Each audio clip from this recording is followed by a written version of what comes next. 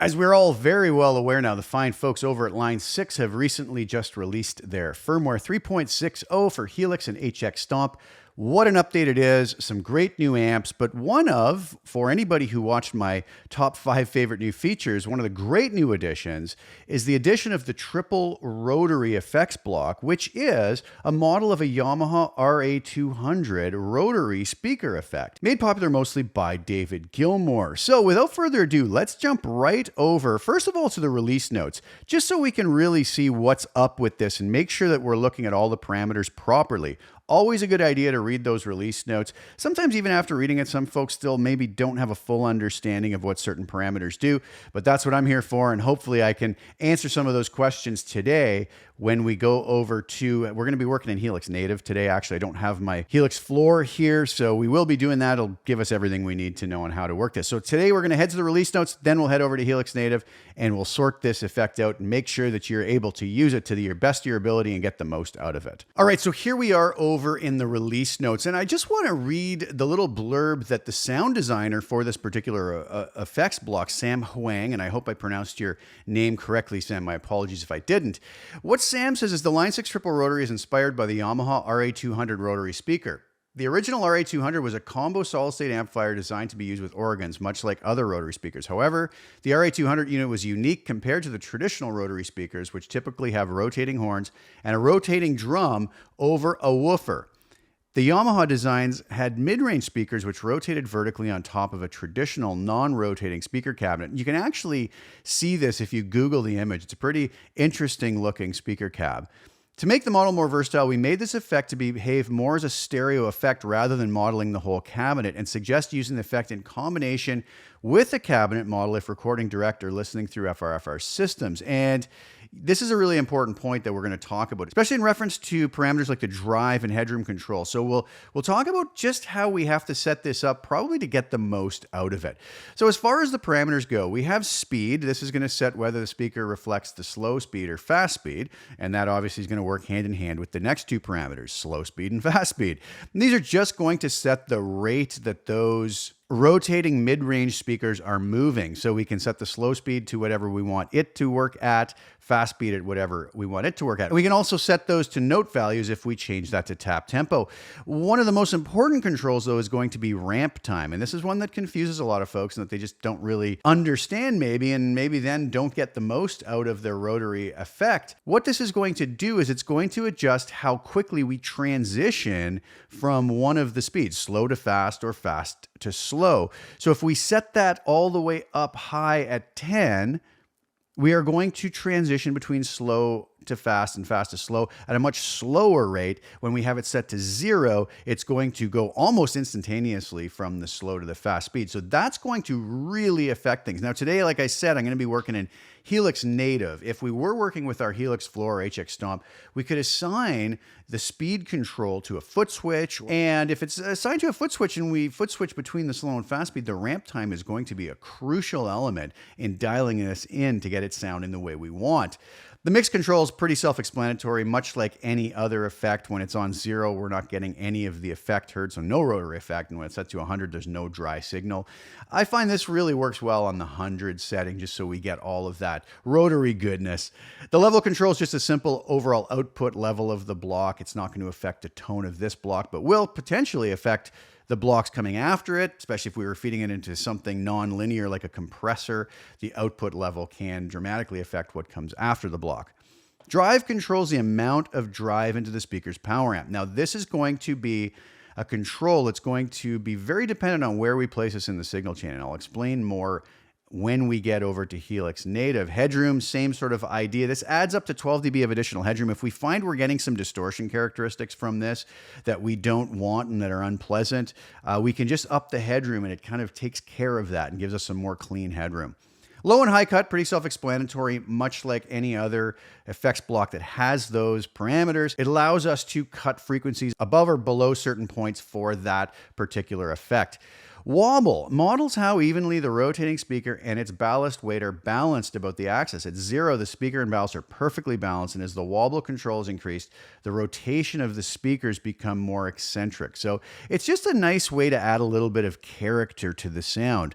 Separation is basically going to be how we can stereoize this more or less. So it's going to be the separation in the stereo field. So practically this simulates moving the two listening points further apart as the separation knob is increased. Rotor drift adjusts how close the three rotor motors are in sync with each other in speed. As each of the rotors were belt driven, there are often some differences in belt or motor wear, and it creates some subtle modulation effects between the three rotors. So again, kind of with wobble and separation, rotor drift, we're going to be able to really dial this in a manner that's going to get us the effect we want.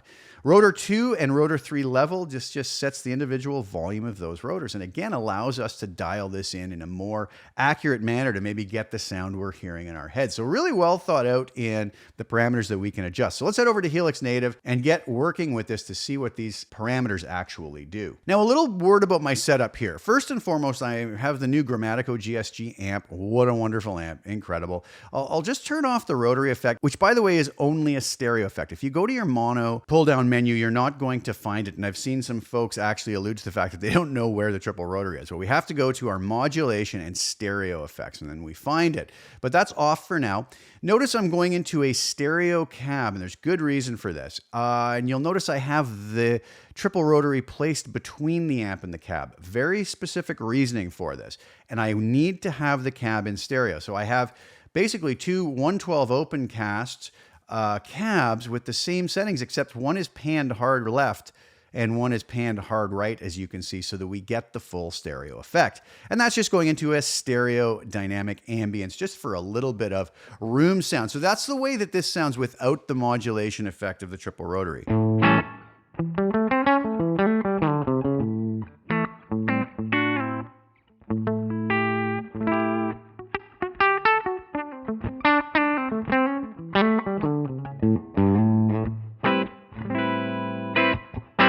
So really nice tone. Let's bring that triple rotary in at these settings.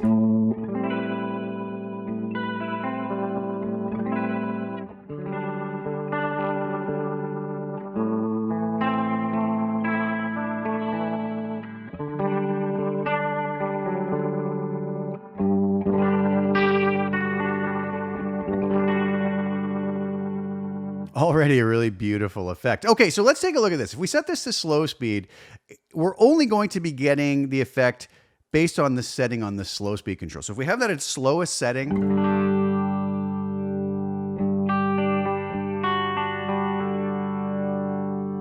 a very subtle effect.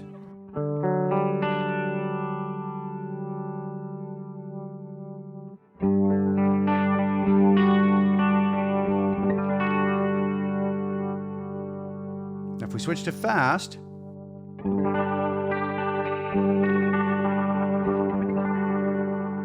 so as I mentioned before, we could assign the speed control to a foot switch so that we can then transition between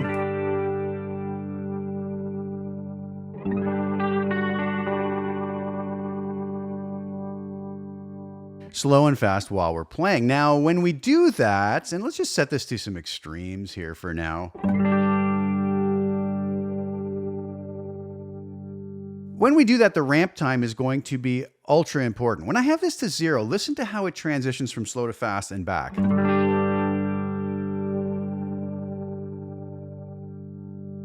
Do you hear how fast it ramps from the slow speed to the fast speed? Now watch what happens when I go to the other extreme.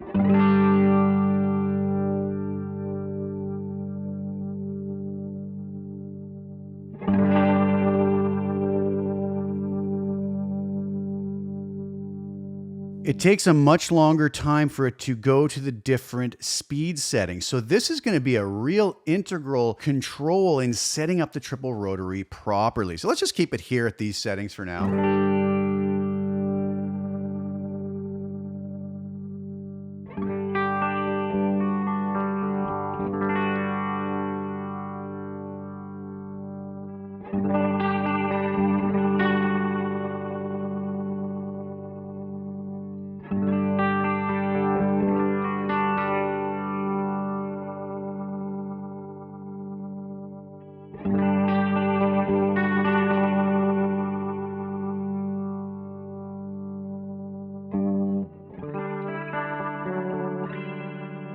Now our mix control is going to allow us to blend in the dry signal and have less of the affected signal. Basically here when we're at 0, all we're getting is dry signal. At 100, we get all wet signal. And I kind of like this setup there. Now the level is just going to be the output level. The drive control. Okay, so let's do this. Let's move this after our speaker cab, and then we're going to crank that drive control up.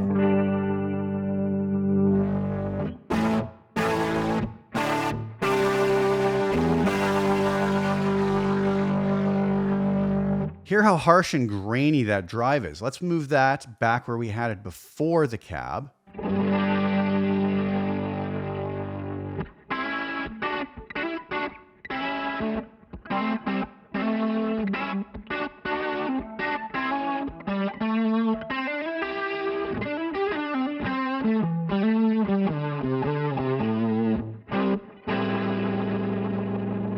The speaker cab is being used to soften that power amp distortion that we are dialing in here.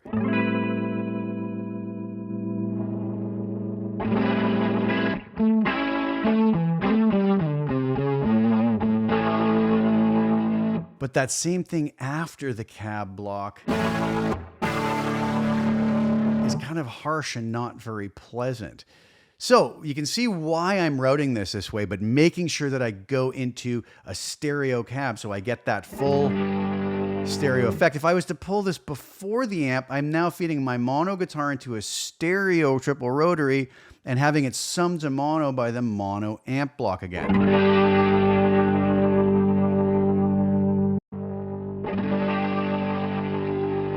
So we get our full stereo effect when putting it after. Let's bring that drive control down. Now our headroom control, if we go to 0,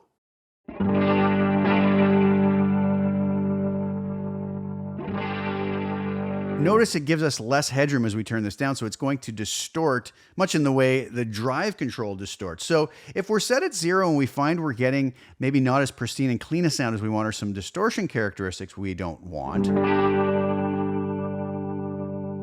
we can crank this up so it's not as likely to distort. Now we could add whatever amount of drive in with the drive control. But let's leave our headroom on 12 for now and the drive on 0. Low and high cut's going to be pretty self-explanatory.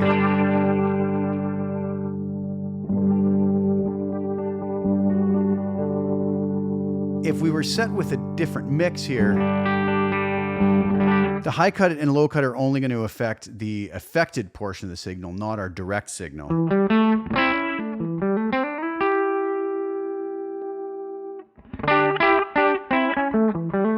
But if we are using this at a mix of 100, then it will give us a very dark sound if we pull that back. So that's going to be up to us to decide where to place those and just personal taste. Now, wobble.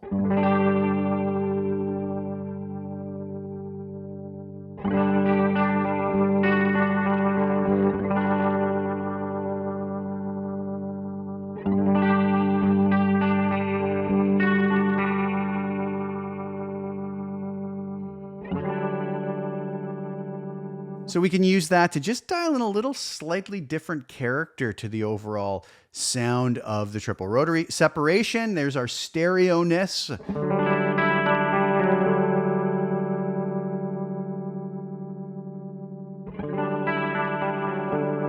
can kind of hear how the effect is spread out in the stereo spectrum much more. Rotary drift.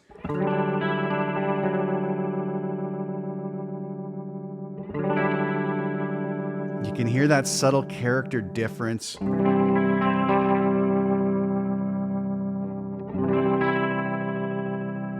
So the utilization of wobble and rotary drift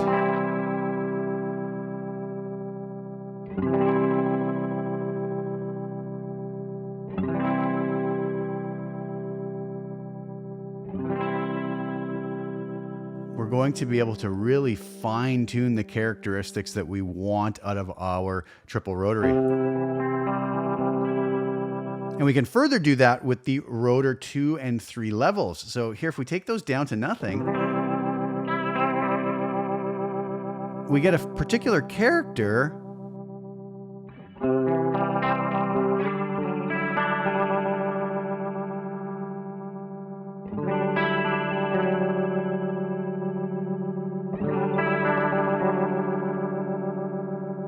So again, we can really fine tune the character and the overall feel of this using our wobble, separation, rotor drift, and the rotor 2 and 3 levels.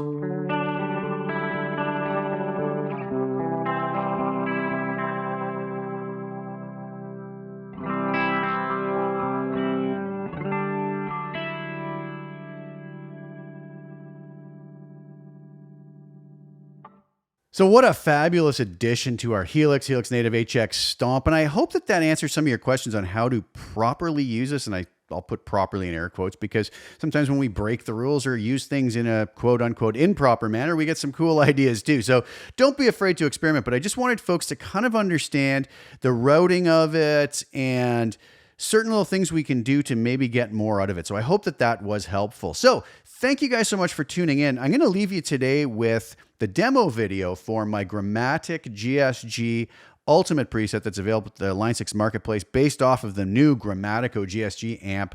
Basically a Dumble style amp we have in the Helix, and I hope you guys enjoy this. This amp has been getting such great feedback, and it really is a killer addition to the Helix, so I hope you enjoy the demo video. If you do enjoy the demo video and you're so inclined, there will be a link below to my Grammatic GSG Ultimate preset from the Line 6 Marketplace. If you want it to help support my channel, you can go grab a copy of that, and I hope you enjoy it. So thank you guys again for tuning in. Please like the video, share it with anybody you think would get some use or enjoyment out of watching it. Also, please subscribe to the channel. Hit the little bell notification to get notified when I put new content out. I'll be back really soon with some more.